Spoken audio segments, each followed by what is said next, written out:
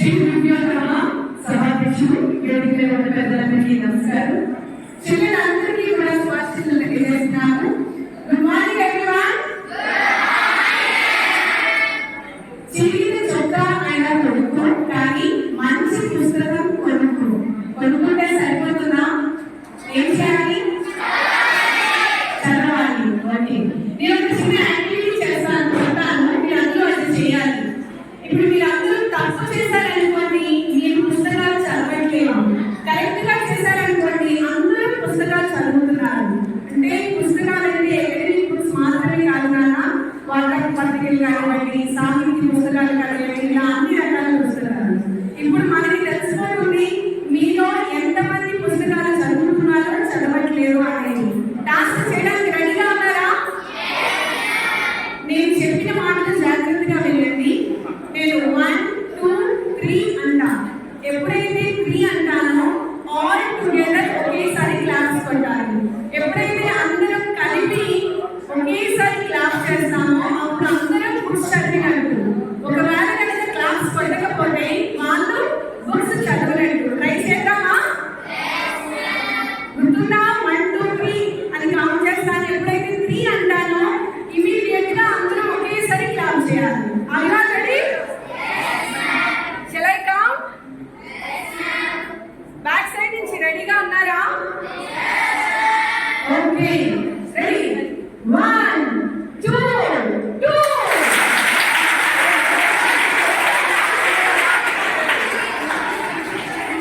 అందరూ చప్పట్లు కొట్టారు, కానీ నేను ఇంకా 3 అనలేదు. ఏం చేయలేదు? నేను 3 చెప్పలేదు. ఓకే, ఒకసారి ఈ యాక్టివిటీ నుంచి మనం ఏం నేర్చుకోవాలో చూడండి. ఈ యాక్టివిటీ నుంచి మనం ఏం నేర్చుకోవాలో చూడండి. నేను ఏం చెప్పాను? 1, 2, 3 కౌంట్ చేస్తాను. ఎప్పుడైతే 3 అంటానో 3 అన్నప్పుడు మాత్రమే క్లాప్ చేయమన్నాను. అంటే ఒక పద్ధతిగా డూస్ డోంట్స్ నేను క్లియర్ గా చెప్పేశాను. కానీ మనమేంటి తొందరపాటు లేదా అత్యుత్సాహము ఏదైనా ఎక్సైట్మెంట్ ఓరియంటెడ్ లో మనం ఏం చేసేసాం? క్లాప్ కొట్టేస్తాం. కొట్టాం, కానీ కొట్టవలసిన టైంకి మనం క్లాప్ చేయలేదు. ఎస్, సో మనం అందరం ఇప్పుడు మిస్టేక్ చేస్తాం. పప్పులో కాదు సాంబార్లోనే కాలు వేసేసాం. అవునా?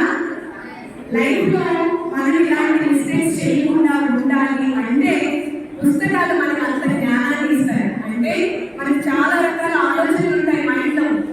ఏది చెయ్యాలి, ఏది చెయ్యద్దు. ఆలోచనలు ఆపొద్దునన్నా, ఆలోచనలు ఉండాలి, కోరికలు ఉండాలి, గొప్ప గొప్ప ఎయిమ్స్ ఉండాలి. కానీ వాటిని ఒక క్రమ పద్ధతిలో పెట్టాలి. అప్పుడే మీరు అనుకున్న విజయాలు సాధించవచ్చు. బుక్స్ చదవడం వల్ల, అన్ని పుస్తకాలు చదవడం వల్ల మీకు ఇంటర్నల్ గా చాలా నాలెడ్జ్ అనేది ఎక్కువగా గెయిన్ అవుతుంది.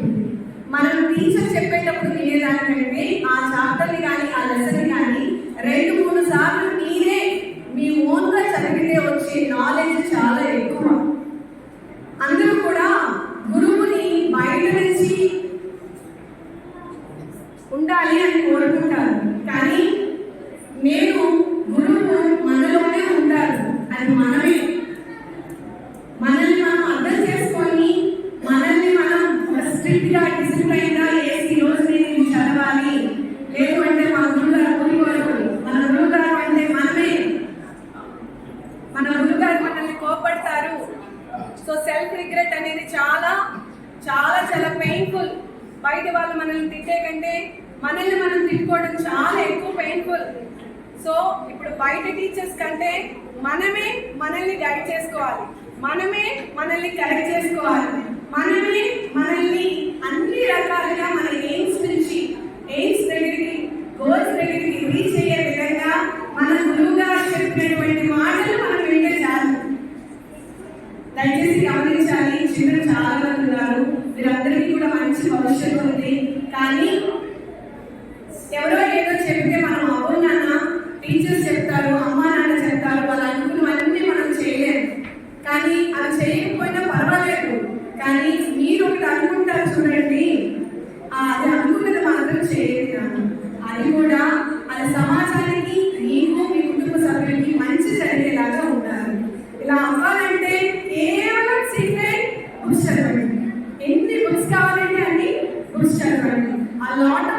చదివినటువంటి నాలెడ్జ్ ని మీరు పెద్ద పెద్ద వేదికల మీద లేదా మీకు తెలిసిన వాళ్ళ దగ్గర కనుక మీరు దాని గురించి చెబితే ఆటోమేటిక్ గా మీకుండే స్థాయి, మీకు ఇచ్చే వాల్యూ, ఆ డిగ్నిటీ అన్ని కూడా పెరుగుతుంది.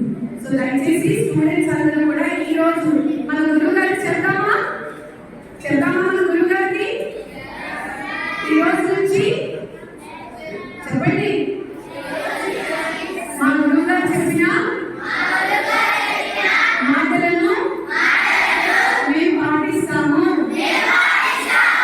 మా గురువు గారు ప్రతిరోజు ఒక పుస్తకాన్ని చదవమన్నారు.